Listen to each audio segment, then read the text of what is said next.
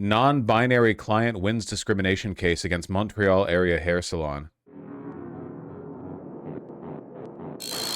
Advocates hope ruling prompts change after client forced to book either men's or women's haircut. In my opinion, the society should be forced to give money to people who look like this just because they look like they need it. Quebec's Human Rights Tribunal has ordered Longueuil, Quebec hair salon to pay $500 in damages to Elix Frédéric Mignot after they complained the business's online booking system did not provide a non-gendered haircut option. Why did they need a haircut? That is an excellent question. Will this be in French? No sound? Yeah, I forgot that part. All right. My name is Alex Frédéric Mignot. My pronouns are they, them. Alex Frédéric Mignot says they are satisfied with a ruling by Quebec's Human Rights Tribunal. Mignot complained that a salon's online booking system was discriminatory to non-binary customers. It was ordered to pay $500. To see the tribunal side with me on that and say that, you know what, non-binary people shouldn't be forced to pick men or women. And it's not fair for them. I was so relieved. Okay, can we be real for a second? The real reason that shit is fucked up at hair salons is so that they can overcharge women. Like, why don't they just have short hair, long haircuts? What the fuck is with the men's women's thing? They just do it to charge women more. Because, like, I don't know, because women care more. It's not actually an anti-non-binary thing. It's just a crude way of charging women more because we know, yeah, it's like pink tax shit, you know? I don't know, like what men's haircut, but then you go in there looking like fucking Alucard. Like, okay. I don't know how fair of a designator that is. This person only wanted to fight? Yeah, but it's like $500. Who cares? I don't know. A $500 ruling sounds to me like the Human Rights Tribunal of Quebec was like, okay, technically this is discriminatory, but fuck off, you know? And I'm happy to hear that. It all started 2 years ago when Mignot wanted to book a haircut at Station 10 Salon in Longueuil. Customers are asked to choose whether it's Longueuil for men, women, children, or someone with a beard or braids, something Mignot refused to do. It's a repetition of a trauma that I keep living over and over again. Oh, no. And it cuts me off from society. They filed a complaint with Quebec's Human Rights Commission. The salon offered Mignot 3 free haircuts and changed its website to include a non-gendered option. Its co-owner says he's surprised the issue wound up in court. Well, it's $500. Yeah, wait, seriously, even after that? Even after the non-binary haircut edition, they still forced him to pay $500? That's kind of crazy. It's a little bit wild, I feel. $100. It's not a big amount, but it is a precedent, and many, even our clients are sending us money asking us. Yeah, make a non-binary option, but price it at the women's. That would be fucking funny. Oh, you want to be non-binary? You goddamn okay. So are telling us we should fight back in appeals. But we're a small business, we're not politicians. The matter prompted reaction at the National Assembly. The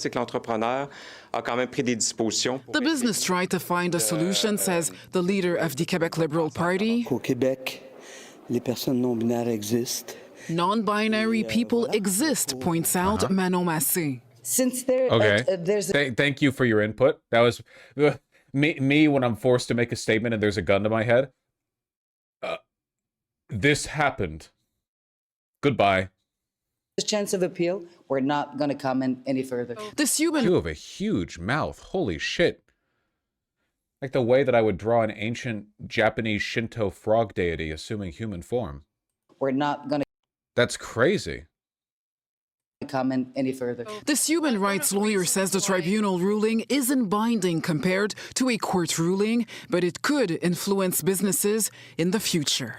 People bring complaints is not only to seek justice for themselves, but part of the work that human rights commissions and tribunals do is to try to make sure that, you know, you don't have to litigate and relitigate things all over again. The salon's owners say they'll probably pay the $500 so they can move on.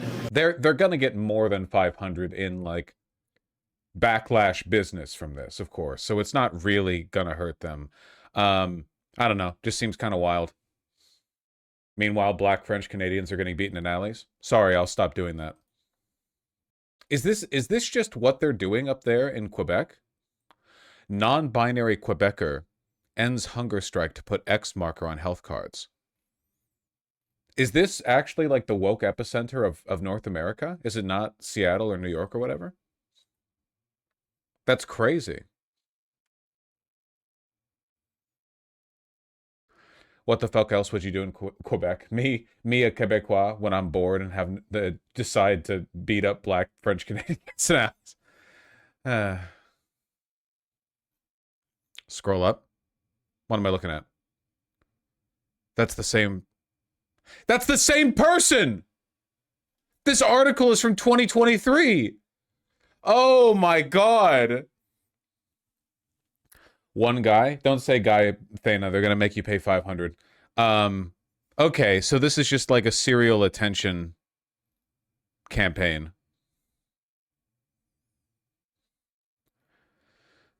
After 12 days on hunger strike, Alex Frédéric Mignon feels like they've won a round in their battle against Quebec's health insurance board and is ending their fast. Although their wish for health insurance cards to have a third gender option has not been granted, Mignon, who is non-binary and uses they them pronouns, feel they've advanced the cause. Great strides have been made. Oh, man. This guy, parentheses, they them, is fucking funny. It's painful and disabling, they added on Friday, but at least it served a purpose. And I was able to calm my sense of powerlessness in the face of this maddening injustice. You know what? The fucked up thing is, I think what they're doing is based, even if I think they're insane. I think the world needs crazy characters like this. If it's not, if people like this aren't around, you don't get the meaningful strides. You need people like this around to like shake things up a little bit, you know? I mean, obviously this person seems like vindictive, attention seeking, and kind of crazy, but that's okay. Life can have people like that. It's okay, you know? Yeah, being annoying as fuck sometimes is like the way you move the clock forwards. That's really funny.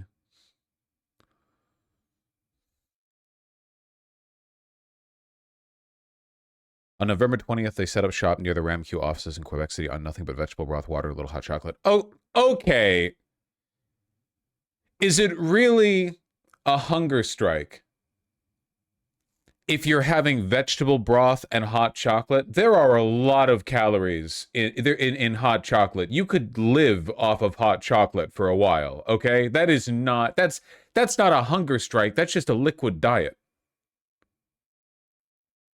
All right. All right. I respect it.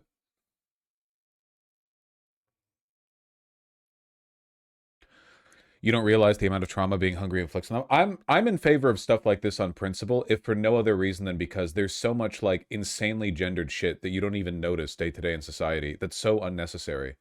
And no one's that you have to be annoying to point it out. You know what I mean? Like, think of, there's been a lot of pushback on this over the past 30 years, but you know, for like 50 years in America, the normal way of raising a kid would be to like identify their genitalia the moment they're born and then be like, well, I guess it's football, or, well, I guess it's ballet, and then just run with that and force the hobby on them. There's so much wild shit we do for no reason. Yeah, blue, pink, this, that, like so insanely arbitrary shit. And the first people to rail against that were 100% like annoying as fuck. I actually remember this was a bigger thing like 10 years ago, a big kerfuffle about parents raising children non-gendered. And what that meant was, and get this, it just meant not forcing hobbies on them. Like not going automatically because of the genitals that your literal child was born with. This is your favorite color and these are your favorite hobbies. It just meant like waiting for them to tell you what they liked. And that was it, you know? And people freaked the fuck out. That was like some insane BuzzFeed article shit. You know? I think to an extent it still is, but it's literally like normal, you know? It's crazy. What's your woke one take on ladies and gentlemen being the default greeting in airplanes and shit? I don't know. What are we replacing that one with? My brothers, parentheses, gender neutral? I mean, one day something else will rise up to take their place, you know?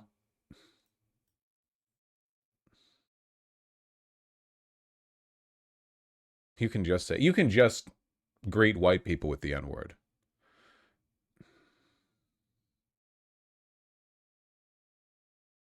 Folks, can't we just say folks? The problem is that, like, and I'm sorry, I don't mean to, like, unnecessarily divide, but queer people have ruined folks. With the X, non-binary folks, queer folks. I don't understand why. The X ruined it. I don't understand why they added the X. Folks with a KS was already gender neutral. Folk is like a general term for a people. It was already gender neutral. It was completely non-gendered. I have no idea why they added the X. It's insane. I don't know why they did that. And it's like relatively common too. I don't know why.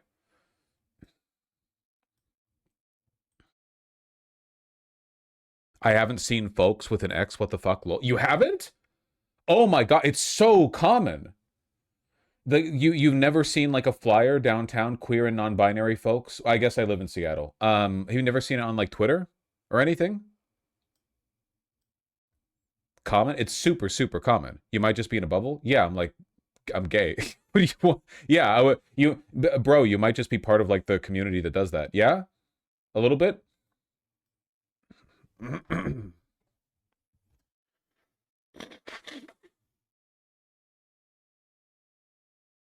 Chat is always gender neutral. Hello, chat. We're going to be flying at 35,000 feet. If you look to your right as we take off, you'll be able to see the lovely Mount Rainier. That'd be awesome. That'd be pretty good. Hello, chat. And it's an inauguration speech. Don't give them ideas. Zoomers will do this. I think Zoomers already do this. Zoomers, right? Isn't that a common thing now? Because of streaming culture, people will say, like, chat, I'm going to rizz up this broad with a fat ass, but they'll be talking to themselves. I think it's cool. I've worked with the summer camp. The kids say, chat, it's awful. I think it's delightful. I am also a live streamer, in fairness. Like, I'm saying, like, it's delightful, but I'm, like, the guy propagating the media form that is causing people to do that. So I'm like, it's kind of like asking a drug dealer how they feel about rising addiction rates in elementary schools. And they're like, dude, it's goated. Chat, I'm about to give methamphetamines to this third grader. Do you try to ask VGG for help when you're off stream? No, never. Sometimes though, and I'm open to admit, I'm man enough to admit this because I'm aware. Many people will pretend otherwise. I'm aware of the fact that to be a live streamer is to be mentally ill. Sometimes when I need to lock in, I think, what if chat was watching right now? And then it's like, all right, buddy, back straight, quit wasting time, get the dishes done, okay? Because they would be judging you for this. You know, you need to be performatively competent. That's my version of, like, what if Monkey D. Luffy was with me? He would believe that I could do it.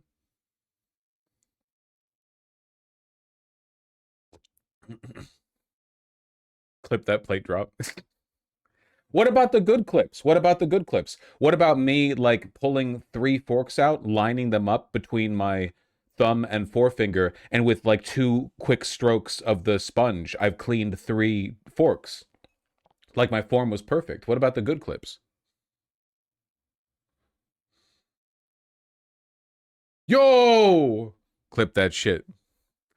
Expected, unexceptional. Yeah. I feel like Northern Lion has his head on straight. You haven't seen the fucking librarian supercut of his trip to Japan where he had a existential crisis because chat wasn't watching him watch Japanese people watch Japanese mascots at the mascot factory or whatever the fuck happened. I haven't seen that video in a while. It's such a good video. It's a very good video, for sure, for sure. The coffee incident when his wife left for a trip. No. Yeah, it's being a live streamer means you are mentally ill. There's no way around it.